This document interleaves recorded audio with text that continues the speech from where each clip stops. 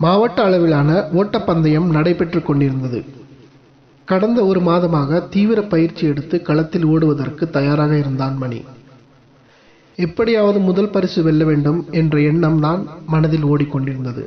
Whistle ஊதப்பட்ட சத்தம் கேட்டவுடன் ஓடத் தொடங்கினான். அவனது கால்கள் குதிரையைப் போல பறந்தன. எல்லாரையும் முந்தி ஓடி வந்து முதல் இடத்தை பிடித்தான். பரிசு வாங்கிய கையோடு வீட்டிற்குள் சென்றான்.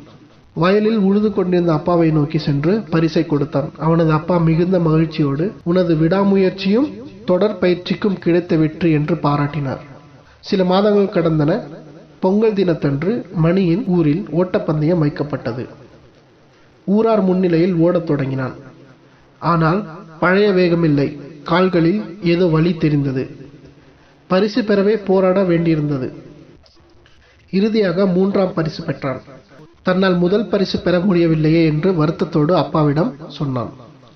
அப்பா மணியின் தோள்களில் கை வைத்து, இந்த ஏற்கலப்பை பார்த்தையா? இதை ஒரு வாரம்தான் பயன்படுத்தவில்லை, அதற்குள் துருப்பிடித்து விட்டது. இதுபோலதான் உன்னிடம் திறமையும் ஆற்றலும் இருந்தது. ஆனால் தொடர்ந்து பயிற்சி இல்லை. அதனால்தான் உன்னால் பழைய வேகத்தில் ஓட முடியவில்லை என்றார் அப்பா. வெற்றி பெற உழைத்து கொண்டே இருக்க வேண்டும், இல்லை என்றால் துருப்பிடித்து போய்விடும் என்பது மணிக்கு புரிந்தது.